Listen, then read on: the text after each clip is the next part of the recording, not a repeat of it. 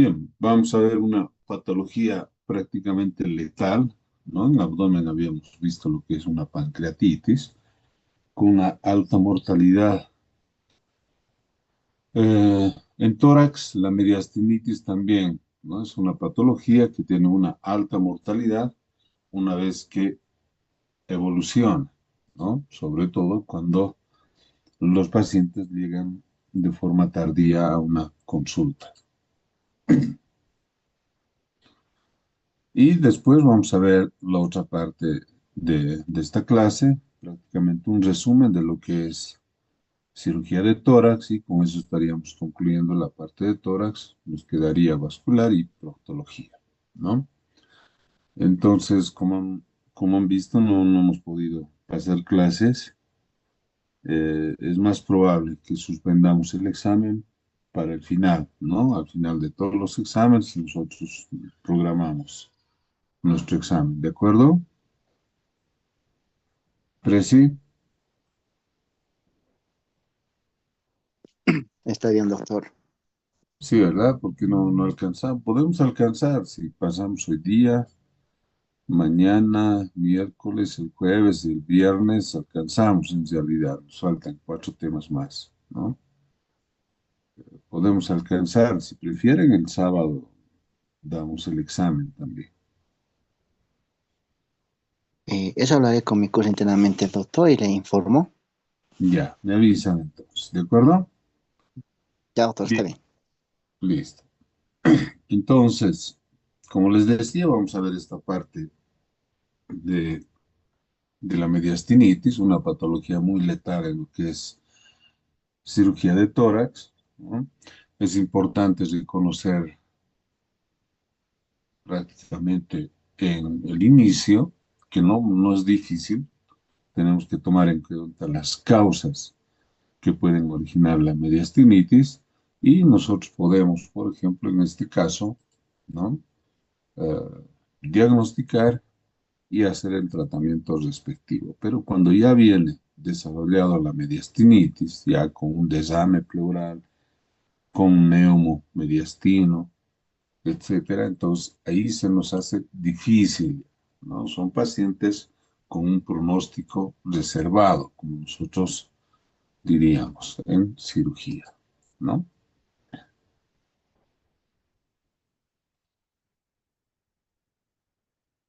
Primero que vamos a definir los límites anatómicos de todo lo que es el mediastino. Ustedes ya saben muy bien, ¿no? Que es un espacio prácticamente que se encuentra en el centro del tórax y tiene todos los órganos, o en este espacio comparten todos los órganos intratorácicos, ¿verdad? Excepto lo que son los pulmones, ¿de acuerdo? Además de que por este espacio atraviesa parte del tubo digestivo, ¿no? Respiratorio y cardiovascular. Por eso es que una patología como es la mediastinitis prácticamente puede ser letal, ¿no? Si llega tardíamente. Entonces, ya conocen ustedes por anatomía sus límites, que es el mediastino anterior, el posterior, el lateral, ¿no? El superior, el inferior, ¿verdad? Todas las estructuras que prácticamente limitan ese espacio, ¿verdad? Que es para nosotros el mediastino. Entonces, el concepto mismo de lo que es la mediastinitis, en este caso una mediastinitis aguda, es la inflamación del tejido celular graso. Todo lo que es el tejido celular graso, ¿no? Existe una inflamación, ¿ya? Y por supuesto, a esta inflamación del tejido celular graso del mediastino, eh, se une, en la mayoría de los casos, una infección que vamos a ver las causas. Y como les decía en un principio, va a ser importante que nosotros podamos reconocer las causas de la mediastinitis aguda. Por lo tanto, una mediastinitis es la inflamación aguda de todo lo que es el tejido celular graso del mediastino, ¿no? Con una infección agregada. Aquí vemos lo que es la etiología de lo que es la mediastinitis, ¿no? Puede ser de origen netamente torácico, ¿verdad? Entonces, por alguna lesión, ¿no? Que va a suceder en los órganos que albergan este espacio, que es el mediastino, y pueden ser, por ejemplo, una perforación esofágica, ¿no? Fácilmente puede ser iatrogénica en este caso también, ¿verdad? Cuando se hace una endoscopía o alguna manipulación endoscópica en el esófago, ¿verdad? Toma de biopsia, electrofibulación, ¿no? También el tratamiento de las varices esofágicas, ¿verdad? Eh, Fácilmente una perforación esofágica puede ser por un cuerpo extraño, cortopunzante, ¿verdad? Los huesitos del pescado, agujas que pueden ser ingeridas, ¿no? Suficiente para que atraviese toda la pared del esófago y contamine el tejido graso del mediastino. Es suficiente esa perforación minúscula para que pueda primero existir una inflamación, posteriormente agregarse una infección y desarrollar lo que es la mediastinitis aguda, ¿no?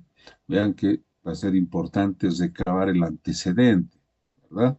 Para que nosotros tomemos en cuenta también qué es lo que vamos a hacer si el tratamiento va a ser quirúrgico. Puede suceder una perforación tráqueo-bronquial, lo mismo también por manipulaciones, ¿no? Por alguna infección, alguna algún traumatismo, en este caso un cuerpo extraño, un traumatismo instrumental, como habíamos indicado, y por supuesto los traumas torácicos abiertos o cesados, que ya hemos visto, ¿verdad? ¿Cuáles podrían ser las causas, ¿no? Y vemos las cirugías, postcirugías cardíacas, del esófago, también, del timo, los abscesos piógenos de la columna vertebral por una tuberculosis o el mal de Pot que llamamos nosotros, pueden ser las causas, ¿no? De la mediastinitis, en este caso de origen torácico. Las causas pueden ser de origen extratorácico, ¿ya? Entonces va a estar la lesión o la infección, se va a sentar en todo lo que es el tejido graso del mediastino, en un lugar que va a ser lejos del tórax. Por eso le llamamos una etiología o de una causa extratorácica. Puede ser una infección orofaringea, ¿de acuerdo? Que se disemina por el cuello hasta el mediastino. Esto es de forma descendente, ¿no? Una amigdalitis, una faringitis, ¿verdad? Por eso es importante acudir al médico, ¿no? Y que los pacientes no se automediquen. Los abscesos dentarios, ¿verdad? ¿Cuántas veces nosotros hemos visto los abscesos dentarios, caries no curadas, ¿no? Los abscesos amigdalares, y aquí viene lo que temíamos en cavidad abdominal, lo que es una pancreatitis aguda, no solamente una pancreatitis aguda, sino ya una pancreatitis infectada, ¿verdad? Una infección pancreática en este caso. Esas son las causas de origen extratorácico, ¿no?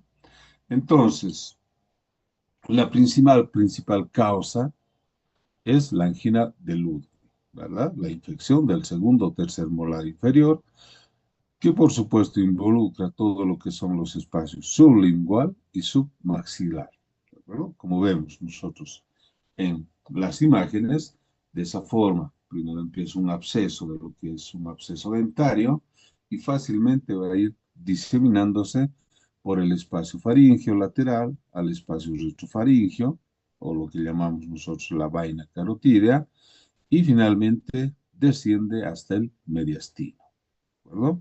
Entonces, como pueden ver, es la principal causa, la angina de Ludwig, ¿no? Por una infección del segundo o tercer molar inferior, ¿no? Va a ser importante recabar este antecedente para que nosotros podamos inmediatamente indicar, ¿no? Muchas veces nosotros empíricamente ya eh, indicamos lo que son antibióticos dirigidos a los gram positivos, gram negativos y además a los anaerobios, ¿de acuerdo? Entonces, esta es la fisiopatología principal de lo que es la causa de la faringitis del mediastino. Ahí vemos, un paciente totalmente descuidado, ¿no? Vean el rubor que llega ya todo lo que es la hemifacies derecha, ¿no? Y un absceso que se está drenando espontáneamente, ¿de acuerdo? Y por supuesto vemos nosotros por debajo, ¿no? Ya un rubor en el cuello, ya no solamente un rubor, ¿no? O una tumoración fluctuante en la región submaxilar derecha, sino también ya se va expandiendo el rubor, ¿no? Hacia el cuello. Entonces aquí ya nosotros estamos hablando del desarrollo de una mediastinitis aguda, ¿no? Estos pacientes son muy delicados, ¿no? Precisamente porque tienen ese absceso submaxilar. Estos pacientes presentan un trismus marcado, por lo tanto la abertura bucal va a ser mínima y para el anestesiólogo es difícil, ¿no? Es muy difícil hacer la intubación, ¿no? Muchas veces hemos tenido complicaciones durante el acto quirúrgico, ¿no? Y los pacientes, los familiares no entienden, ¿no? ¿Por qué puede haber sucedido? Precisamente porque lamentable la intubación en este caso se hace muy difícil, ¿de acuerdo? Entonces va a ser importante que podamos reconocer, ¿no? Vean, prácticamente el cuello ha desaparecido en este caso, ¿no? Tenemos ahí lo que es el mentón, ¿no? Y todo eso convertido en un absceso que se va dirigiendo de forma descendente al cuello y finalmente por la vaina carotidia hacia el mediastino, ¿no?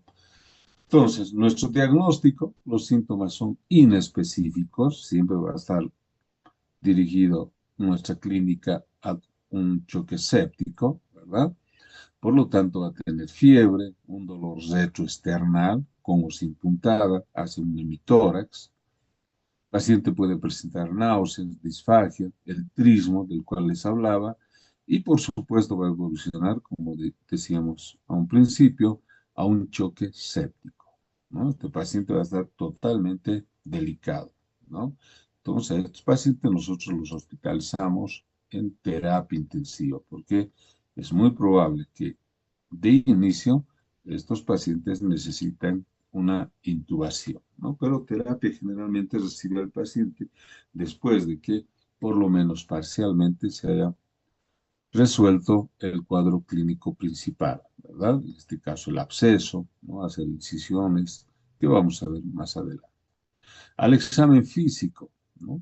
Un enfisema subcutáneo cervical, ¿no? O del tórax superior, que nos está indicando que hay aire en el tejido celular subcutáneo, ¿verdad? Por lo tanto, puede estar hablando de, primero, de una lesión de la vía aérea, ¿verdad? O segundo, nos está indicando de que son gérmenes productores de gas, ¿de acuerdo? Entonces, mucho peor todavía para el paciente. Estos gérmenes son difíciles de tratar, ¿no? El paciente va a estar con taquicardia, hipotensión arterial, un desame pleural unilateral o bilateral. Aquí entra en una disyuntiva el cirujano, ¿no?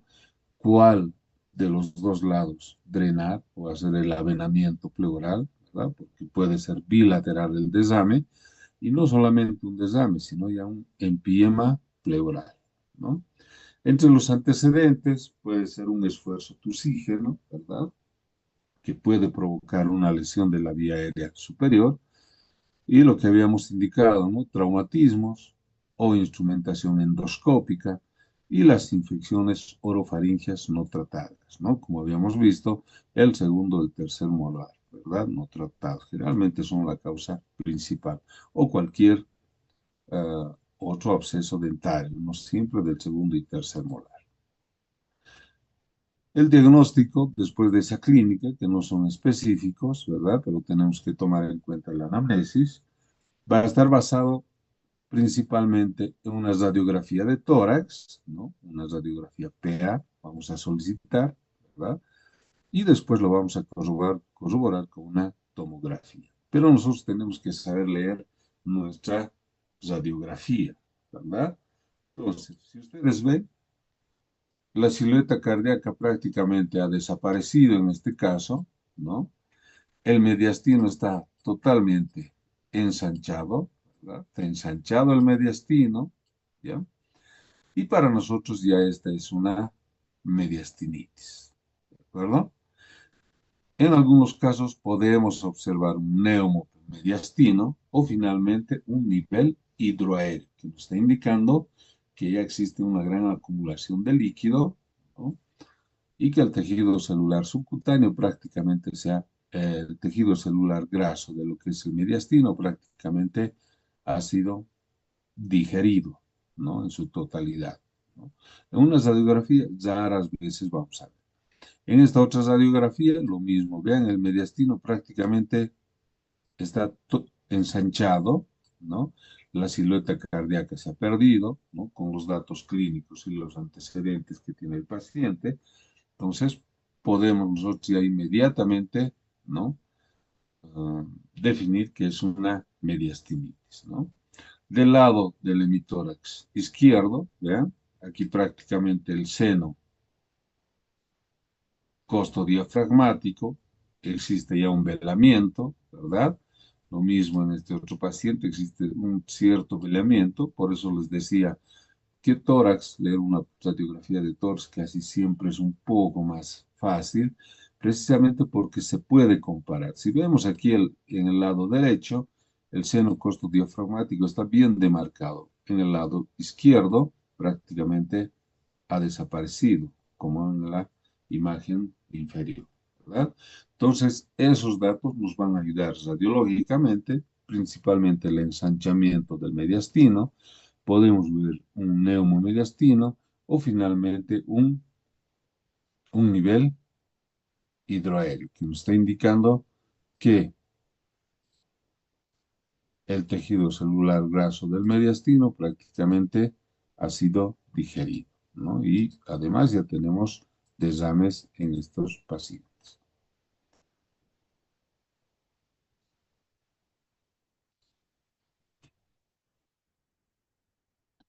En una tomografía, nosotros vamos a buscar el famoso signo de Bohr-Haber, ¿no? El famoso signo de Bohr-Haber, que prácticamente comprende tres datos para que nosotros podamos, según la tomografía, ¿no? Identificar, ¿no?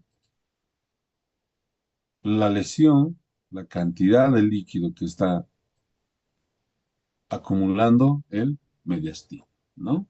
Entonces, vamos a poder observar aire, ¿no? En el mediastino posterior, ¿de acuerdo? Si ustedes pueden observar,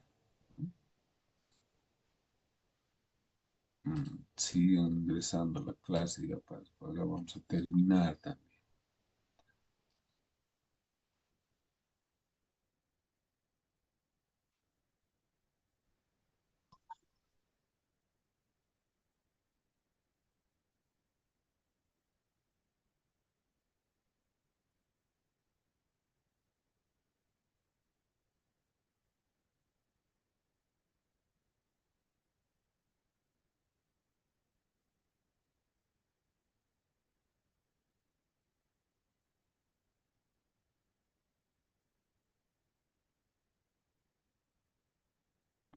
De Borja, en una tomografía computarizada, ¿no? Nos va a indicar un neumomediastino, ¿vean? Todo lo que es oscuro, lo mismo. En una placa radiográfica es aire, ¿vean?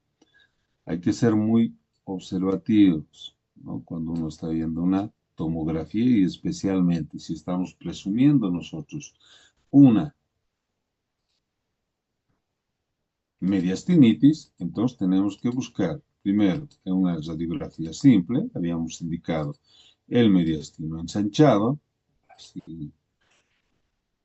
neumomediastino o un nivel hidroaéreo, ¿verdad? Entonces, obligadamente de protocolo se solicita una tomografía, ¿de acuerdo? Si estamos sospechando una mediastinitis, ¿no? Y una tomografía con la ventana mediastínica, ¿de acuerdo? Y lo que les decía, ¿verdad? Tenemos ahí lo que es neumomediastino, primero, ¿verdad? Engrosamiento de la pared esofágica, ¿ya? Y por supuesto, un derrame pleural bilateral, ¿ya? Este es el derrame pleural bilateral, ¿no? Aquí vamos a ver, está fallando el pulso. Entonces, aquí tenemos, ¿ya? Aquí está el derrame bilateral, del lado izquierdo y del lado derecho. Ese es el derrame pleural, ¿de acuerdo? Además del lado derecho ya tenemos, ¿no? Una paquipleura aquí, ¿no? Ya existe más cantidad, se ha engrosado el, la pleura, ¿verdad? Entonces, esos son los datos de una tomografía, ¿no? Derrame pleural, que puede bilateral en este caso, ¿no?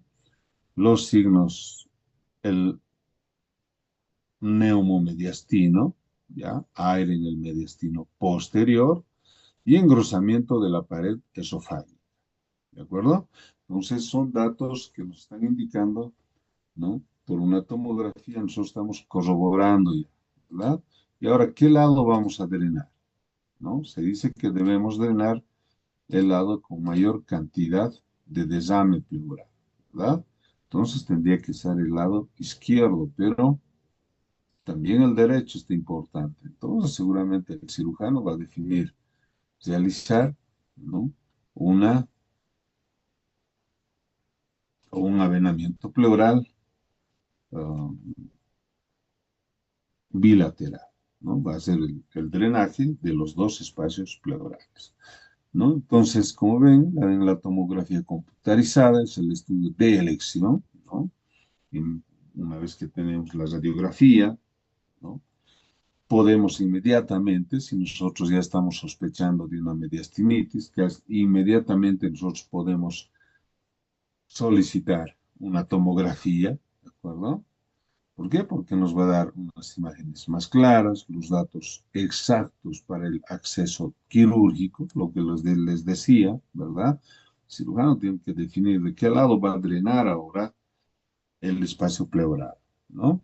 Y por supuesto, si nosotros hacemos una tomografía contrastada, posiblemente, según el dato, ¿verdad? Si ha habido mucha tos o un traumatismo durante una endoscopia esofágica, se puede hacer una tomografía con contraste y podemos incluso, ¿no? Identificar el lugar de la perforación, ¿no? O de la lesión de la vía aérea o en este caso del esófago. En el laboratorio, todos los signos de infección aguda, leucocitosis con desviación a la izquierda, ¿no? El tratamiento es muy importante, primero definir cuál es la causa, ¿verdad? Porque si es del esófago, obligadamente vamos a tener que indicarle ayuno absoluto, ¿verdad? Porque si hay una perforación, entonces el alimento que va a ingerir va a seguir siendo la causa de mayor infección, ¿verdad? Entonces, empíricamente, nosotros ya empezamos el tratamiento, lo que les había indicado a un principio, antibioterapia contra los gram positivos, gram negativos y anaerobios. Por supuesto, podemos cambiar totalmente nuestro esquema de antibioterapia cuando tengamos el cultivo y antibiograma del líquido purulento o del tejido necrótico que obtengamos durante la cirugía, ¿no? Tenemos que obligadamente controlar la infección orofaringea, ¿verdad? Y por supuesto drenar el absceso dentario, ¿de acuerdo? Entonces, esa va a ser la conducta de un paciente con mediastinitis, ¿no? Si la lesión es visceral, ¿no? Ha sucedido una perforación de esófago, tráquea, bronquios, ¿no? Entonces, de inicio, vamos a realizar una toracotomía del lado con mayor desarme pleural, ¿ah? Lo que les decía. ¿Qué nos va a ayudar a tomar una conducta certera? Es la tomografía. Ahí nos va a indicar qué lado tiene mayor colección, ¿verdad? Entonces ahí el cirujano ya toma su conducta, ¿no? Y el pronóstico de la mediastinitis. Tiene una morbimortalidad del 40 al 70%, ¿no? De todos los pacientes que desarrollan una mediastinitis. Como ven, tiene una alta mortalidad. Vamos a ver lo que son las hernias diafragmáticas, ¿no? Y nosotros clasificamos, ¿no? Esto no entra al examen, ¿de acuerdo? Pero tienen que conocer, porque va a ser hay que saber reconocer una lesión, ¿verdad? Y probablemente sea de emergencia el tratamiento que vayamos a tomar, ¿no? Puede ser una hernia hiatal, cuando se hernia el estómago a través del hiato esofágico.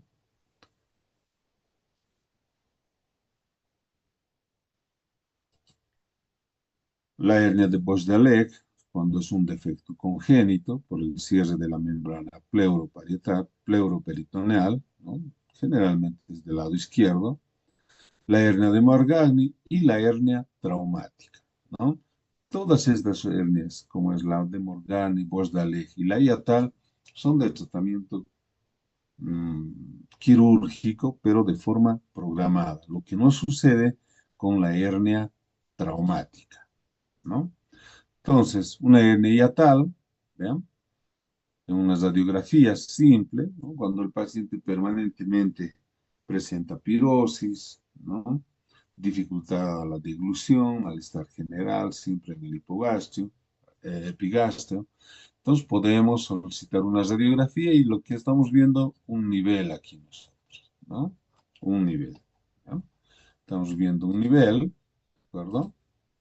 ¿Sí? ¿Y qué ha pasado aquí? Es que parte del estómago está ingresando hacia el mediastino o hacia la cavidad torácica. Lo mismo aquí, ¿vean? ¿No? Estamos viendo cómo el estómago se va a la cavidad torácica, ¿no? Son pacientes de estudio, ¿no? Hay que hacer endoscopías, ¿verdad? Eh, y después definir el tratamiento quirúrgico de forma programada, pero lo más antes posible, ¿no? Porque el reflujo gastroesofágico, ¿no? Puede ocasionar un cáncer de esófago y muchas veces letal para el paciente.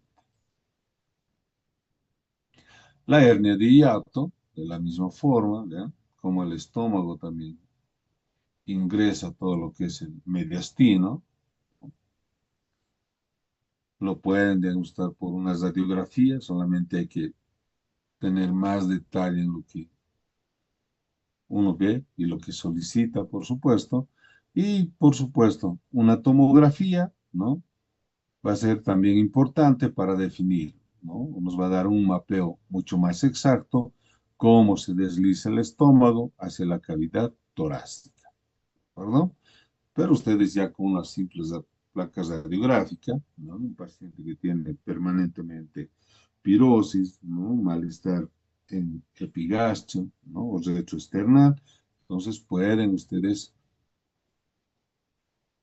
presumir, ¿no? De una hernia hiatal que lo pueden diagnosticar por radiografía y finalmente su competencia es referir al paciente a cirugía, ¿no? Para que continúe con los estudios y definir su tratamiento quirúrgico, ¿no? Una hernia paraesofágica, ¿ya? Esto no es normal, estas imágenes, ¿verdad? Entonces, inmediatamente hay que sospechar, ¿no? De una hernia hiatal, ¿no? O una paraesofágica. Lo importante es que sospechen ustedes que algo no está bien y probablemente sea una hernia, ¿no? Las hernias de Busch-Dallek, ¿verdad? Por esto les decía, esto no ingresa al examen, toda esta parte, ¿verdad? Pero para que ustedes conozcan, ¿no? Y cuando solicitan una radiografía simple de tórax, ¿verdad? Ustedes por lo menos tengan la idea de que podría tratarse de una hernia, ¿no? La hernia de Morgagni también, pues, siempre las mismas imágenes. Si ustedes han visto las mismas imágenes en el tórax, esto no es un corazón ensanchado, ¿verdad? Entonces aquí algo está pasando. Eso es lo que ustedes tienen que sospechar inicialmente. Sin embargo, lo que sí estamos obligados nosotros a sospechar, si tenemos un antecedente de un traumatismo con atrición, por ejemplo, todo lo que es el tórax y abdomen, ¿no? Donde puede suceder la ruptura del diafragma, ¿no? Pero para esto tiene que existir una gran atrición, ¿no? Recuerden que el diafragma es un músculo totalmente macizo, ¿verdad? Pueden ser lesiones penetrantes o cerrados, ¿no? Y por supuesto, generalmente se lesiona el diafragma izquierdo. De alguna forma el hígado, ¿no? Protege al diafragma derecho, ¿no? Entonces, un signo directo va a ser visualizar todo lo que es el muñón diafragmático, ¿de acuerdo? Y los signos indirectos, el lesión de las vísceras huecas, el colon, el estómago, hacia la cavidad torácica. Ahí tenemos una tomografía, ¿verdad? Entonces, ¿qué nos está mostrando? Aquí, ¿vean? ¿No? Tenemos aquí todo lo que es el diafragma del lado izquierdo, derecho en este caso, ¿verdad? Pero aquí ha desaparecido lo que es el seno costodiafragmático y tenemos una formación aquí, ¿vean? Cómo se está deslizando parte del estómago hacia la cavidad pleural en este caso, ¿no? Por una lesión de lo que es la cavidad torácica, ¿verdad? No solamente el estómago, sino parte del colon también. Este es el colon, ¿verdad? ¿Ya? Todo eso está ingresando a la cavidad pleural, ¿no? Entonces, con una radiografía ustedes ya pueden solicitar, pueden presumir una hernia traumática, con los antecedentes, por supuesto, de traumatismo de abdomen y tórax, ¿no? Y solicitan una tomografía tóraco-abdominal también, por supuesto. Y vamos a tener esa imagen que nos está indicando que existe una hernia, ¿verdad? En una placa radiográfica, vean, ¿qué es lo que estamos observando acá? ¿No? Después solicitan nomás ustedes una tomografía, etcétera. Pero no en todo lugar hay una tomografía, ¿verdad? Tenemos el diafragma del lado derecho y del lado izquierdo, vean dónde ya se ha subido lo que es el pulmón, ¿de acuerdo? ¿Y qué vemos acá? El intestino grueso con sus austres, ¿verdad? Y además hay un nivel acá, ¿no? Y por debajo, líquido. Por supuesto, si es una hernia diafragmática, al estrangular al colon dentro del espacio pleural, por supuesto está provocando una oclusión intestinal. De ahí que nosotros vamos a tener los datos de una oclusión intestinal y por una radiografía, por supuesto, vamos a tener lo que es el intestino y el nivel hidroaéreo. ¿De acuerdo? En la siguiente radiografía que estamos observando nosotros, ¿no? El diafragma normal del lado derecho, ¿no? Pero del lado izquierdo, vean, prácticamente el pulmoncito está siendo desplazado, ¿no? Por todo lo que son las vísceras, en este caso el intestino delgado. ¿Por qué decimos que es el intestino delgado? Porque lo que estamos viendo son múltiples niveles hidroaéreos, ¿de acuerdo? Estos son los niveles, ¿verdad? Con los que ya hemos visto la práctica. Estos son los múltiples niveles hidroaéreos, que quiere decir que al espacio pleural, ¿no? Ha protruido por la hernia diafragmática postraumática, ha protruido todo lo que es el intestino delgado, ¿verdad? Entonces, esta es una indicación absoluta también para un tratamiento quirúrgico de emergencia, porque si sigues protruido ahí al espacio pleural, por supuesto que vamos a tener una isquemia de lo que es el intestino y finalmente vamos a tener que terminar haciendo resección también de intestino, ¿verdad? Y finalmente vamos a ver lo que son los síndromes torácicos agudos, ¿no? Entonces aquí prácticamente tenemos toda la emergencia torácica, ¿no? En un resumen, y por supuesto la conducta que tiene que tomar cada uno de ustedes si se cruzan con estos cuadros, ¿no? Entonces tenemos el síndrome de compresión endotorácica, el síndrome de depresión endotorácica, el síndrome hemorrágico, que puede ser externo, interno y mixto, el síndrome de respiración paradójica, que lo vamos a ver en un tema aparte, y el síndrome de infección aguda y grave y los síndromes funcionales. A nosotros lo que nos interesa en realidad es el síndrome de compresión endotorácica, el síndrome de depresión endotorácica, el síndrome hemorrágico y el síndrome de respiración paradójica, que son las emergencias torácicas. ¿De acuerdo? Entonces, el síndrome de compresión endotorácica, ¿verdad? Es muy probable que ustedes no puedan, en ese momento, se olviden de instaurar un diagnóstico, por ejemplo, como es un neumotórax, hemotórax, ¿verdad? Pero pueden acordarse de que existe, ¿verdad? Este diagnóstico de síndrome de compresión endotorácica. Quiere decir cuando el espacio pleural está ocupado con, ¿no? eh, aire o líquido, o ambos a la vez, ¿verdad? Puede ser un hemotórax, un neumotórax o finalmente un hemoneumotórax, ¿verdad? Cuando están desplazadas las vísceras abdominales en el tórax, después de un traumatismo tóraco-abdominal con una hernia diafragmática postraumática, ¿verdad? Una compresión mediastínica, ¿se acuerdan de lo que es el taponamiento cardíaco o el hemopericardio? Y finalmente un enfisema mediastínico, ¿verdad? Entonces, esto es lo que nosotros llamamos el síndrome de compresión endotorácica. ¿Cuándo sucede eso? Cuando el espacio pleural está ocupado con aire, con líquido, ¿no? Y la principal causa, un traumatismo de tórax cerrado o abierto.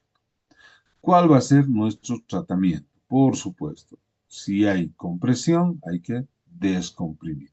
Una descompresión inmediata con el avenamiento pleural o una toracoscopia. Recuerden que habíamos indicado que el avenamiento pleural lo pueden realizar ustedes, ¿no? En el segundo espacio intercostal, línea medio clavicular, o en el quinto, sexto espacio intercostal por la línea axilar anterior, ¿verdad? Entonces, esa va a ser la conducta, ¿no? Una descompresión o la pleurostomía. En caso de una hemopericardio o de un taponamiento cardíaco, es una indicación absoluta para una toracotomía. Aquí tenemos que recordar lo que es la triada de Beck, ¿no? Tenemos el síndrome de depresión endotorácica, ¿no? Se presenta con una obstrucción parcial o total de las vías aéreas, ¿no? Seguramente esto ven ustedes ya en anestesiología, ¿no? Lo que es el OVASI, ¿verdad? La obstrucción de la vía aérea por un cuerpo extraño, ¿no? Entonces se presenta por una obstrucción parcial o total de las vías aéreas, ¿no? Eh, Puede suceder, o la principal causa es un traumatismo de tórax, se acumula sangre y secreciones en la vía aérea, ya no en el espacio pleural, o puede existir una ruptura parcial o total de bronquios, ¿no? ¿Cuál va a ser el tratamiento? Desobstruir la vía aérea, ¿no? Tenemos que aspirar o manualmente retirar los cuerpos extraños, los coágulos de sangre, los alimentos, ¿no? Y cuando no se puede, se tiene que realizar inmediatamente una traqueostomía o el paciente fallece asfixiado, ¿no? El síndrome hemorrágico, ¿verdad? Es una de las principales causas, como habíamos indicado, un traumatismo torácico abierto o cerrado, puede ser combinado también en este caso, hemorragias no traumáticas, ¿no? Por neoplasias, tuberculosis pulmonar, bronquiectasias y latidosis. El tratamiento, primero, reconocer lo que es una hemorragia y inmediatamente tratar al paciente con lo que es el ABC, ¿no? De atención al paciente politraumatizado. ¿no? Vía aérea, ventilación, circulación, etc. ¿no? El tratamiento, toracocentesis, ¿verdad? Avenamiento pleural, toracotomía o una toracoscopía. Recuerde, ¿no? Que si nosotros al momento de realizar el drenaje pleural, ¿no? Obtenemos 1000 ml de sangre, tratamiento toracotomía inmediatamente, ¿no?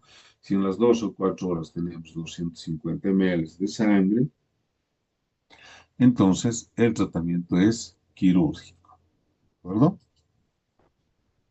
Y finalmente vemos aquí lo que es el síndrome de respiración paradójica, ¿no?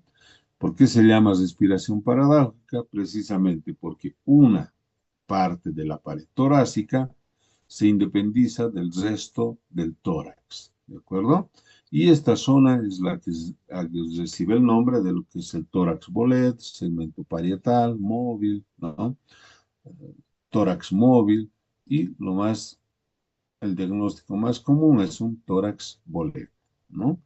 Entonces, ¿qué significa cuando nosotros decimos una respiración paradójica y una parte del tórax se independiza del mismo, ¿no? Del resto del tórax? Quiere decir, es el lugar donde existe esa lesión, ¿perdón? Entonces, a la inspiración, esa parte del tórax, en vez de expandirse, se va a deprimir, ¿no? Y al contrario, a la expiración, esa parte del tórax que debería deprimirse, se expande, hace lo contrario a lo que hace el resto del tórax, ¿no? Entonces, el tórax bolet, un segmento parietal móvil, sucede después de un traumatismo torácico cerrado, ¿no? Puede ser una contusión torácica, ¿ya? Y los bolets más frecuentes son lateral y anterolateral, ¿de acuerdo? Por supuesto, puede ser unilateral, bilateral y con una fractura del esternón. Entonces, ahí nosotros vamos a tener lo que nosotros llamamos un tórax inestable, ¿no? Y ahí tienen sus múltiples sinónimos, ¿no? Tórax móvil, tórax flácido, bolet costal, tórax batiente, tórax inestable, ¿no? Entonces le ponen todos estos nombres, ¿no? Generalmente nosotros lo llamamos un tórax inestable o un bolet costal, ¿de acuerdo? Sucede cuando existe una fractura de 3 o 4 costillas en más de 2 segmentos de su longitud, ¿de acuerdo? Ocasionando un fenómeno paradójico en la caja torácica, lo que les indicaba, ¿verdad? Por lo tanto, para que exista un tórax inestable, tiene que obligadamente existir 3 o 4 costillas en más de 2 segmentos, ¿no? Y aquí nosotros vamos a poder observar lo que les decía un principio, la respiración paradójica, ¿no? Se colapsa a la inspiración, el lugar donde está lesionado, donde tenemos el tórax inestable, y se expande a la expiración, lo que debería ser lo contrario. Por eso se llama, ¿no? Una respiración paradójica, ¿no? En una tomografía, ¿ya? Podemos ver cómo está deprimido el lado derecho, las múltiples fracturas, ¿no? Tenemos aquí, ¿ven? 1, 2, 3, 4 fracturas costales, ¿no? Ya podemos indicar nosotros un tórax bolet, ¿no? Y nosotros lo que tenemos que hacer es tomar una conducta de emergencia, ¿no? O sea, en el lugar del accidente o durante el traslado del paciente del lugar del accidente hacia el centro de salud más cercano, ¿no? Mejor donde hay un cirujano, ¿no? O donde estén capacitados para tratar este tipo de pacientes. Si no, no tiene sentido llevarle a un lugar donde no pueden hacer nada con él, ¿de acuerdo? Entonces, el procedimiento de necesidad, apoyamos las manos sobre el segmento móvil, ¿de acuerdo? Donde está fracturado, nosotros tenemos que acompañar a la expiración y la inspiración a que este segmento móvil haga lo mismo que hace el resto del tórax, ¿verdad? No, que no se independice, ¿de acuerdo? Lo podemos lograr esto apoyando las manos, como decíamos, sobre el segmento móvil. Apoyamos al paciente sobre el lado de las fracturas costales, ¿ya? Entonces le ponemos, si las fracturas costales son del hemitórax derecho, entonces el paciente lo recostamos de ese lado, ¿no? Por supuesto, va a existir dolor, pero va a ser secundario, ¿no? Y vamos a ver por qué nosotros debemos tomar estas medidas, ¿no? Aplicamos apósitos, ¿no? Fijamos la zona móvil con un esparadrapo, prohibido hacer vendaje circular, ¿de acuerdo? O finalmente, si se tiene la capacidad o sobre todo si se tiene el material, se puede hacer unas prótesis transitorios, ¿de acuerdo? Se puede realizar eso si tenemos, ¿no? Muchas veces tenemos la pinza Backaus, entonces con esta pinza se puede hacer esa manipulación, ¿de acuerdo? Pero sin embargo, el procedimiento de necesidad, apoyamos las manos sobre el segmento móvil, apoyamos al paciente sobre el lado de las lesiones, ¿no? O finalmente aplicamos apósitos o esparadrapo en todo el segmento móvil, ¿no? De esta forma, como podemos ver, esa parte. Y así tenemos que acompañar al paciente hasta que llegue al lugar donde se le pueda prestar una mayor atención o una mejor atención, ¿de acuerdo? Pero son medidas de salvataje. Y como les decía, prohibido hacer este tipo de vendaje circular. Y cuando les decía, ¿no? Aplicación de esparadrapo o cintas, ¿verdad? De esta forma, solamente una parte del tórax, no se hace de forma circular. Entonces, ya en el hospital, ¿no? Nosotros vamos a definir los grados de tórax móvil, ¿no? O con respiración paradójica. Y tenemos el tórax móvil con respiración paradójica leve, el estado general bueno del paciente, el movimiento paradójico pequeño, no existe compromiso ventilatorio, ¿no? Su presión de dióxido de carbono está normal, su presión o su saturación va a estar normal del paciente y la superficie del bolet va a ser menor a 100 centímetros cuadrados. El tratamiento, analgesia, fisioterapia, kinesioterapia y administración de oxígeno, ¿verdad? Entonces tenemos que nosotros recordar cuándo es leve para hacer el tratamiento. Sin embargo, puede ser un tórax móvil con respiración paradójica moderada. Aquí va a existir tos, ¿no? Inadecuada, moderado compromiso ventilatorio, ¿no? Estaría con un grado de disnea el paciente, su presión de dióxido de carbono va a estar disminuido y su saturación va a estar baja y la superficie del bolet va a ser entre 100 a 200 centímetros cuadrados. ¿Cuál va a ser el tratamiento en estos casos? El tratamiento va a ser conservador, ¿no? Vamos a tratar la contusión pulmonar, analgesia, es muy importante en estos casos, fisioterapia y un apoyo respiratorio, ¿de acuerdo? Pero si nosotros decidimos ya realizar una intubación, ¿no? Endotraqueal, ¿ya? Puede ser que ya decidamos realizar una intubación porque el paciente va a estar con un compromiso ventilatorio. Y segundo, que podemos realizar ya una traqueotomía en pacientes traumatizados con enfermedad pulmonar obstructiva crónica. En esos pacientes, obligadamente realizar una traqueotomía. Y finalmente tenemos el tórax móvil con respiración paradójica severa, ¿no? Movimiento paradójico importante, ¿no? Puede ser prácticamente la mitad de todo lo que es el hemitórax derecho, si está afectado este lado, ¿no? Su dióxido de carbono va a estar totalmente elevado y su saturación muy disminuida, ¿no? Vamos a tener grados diversos de una insuficiencia respiratoria y el tórax bolet va a ser más de 200 centímetros cuadrados. ¿Cuál va a ser el tratamiento? ¿No? Muy aparte de que este paciente va a estar obligadamente en una intubación endotraqueal, los procedimientos de necesidad es una tracción esquelética, ¿no? Vamos a ver. Y el procedimiento de elección, por supuesto, una osteosíntesis quirúrgica, ¿no? Con asistencia respiratoria mecánica. Obligadamente estos pacientes van a una intubación y una asistencia respiratoria mecánica, ¿no? Ahí tenemos las prótesis, ¿no? Para trasladar al paciente, o finalmente se puede hacer ese tratamiento, ¿no? Las prótesis externas, ¿verdad? Vean, aquí tenemos un paciente en la tomografía del lado. Vean cuántas fracturas tenemos. Una, dos, ¿no? Tres, cuatro, cinco, seis, siete, ¿no? Siete fracturas costales, ¿verdad? Entonces hay que estabilizar tres o cuatro nada más. Se estabiliza el tórax, ¿no? Eh, Se estabiliza el tórax y finalmente nosotros, lo malo es que estos pacientes pueden estar mucho tiempo con intubación endotraqueal, ¿verdad? Entonces vamos a necesitar obligadamente, ¿no? Muchas veces hacer una traqueotomía si la intubación va a ser prolongada en estos pacientes, ¿no?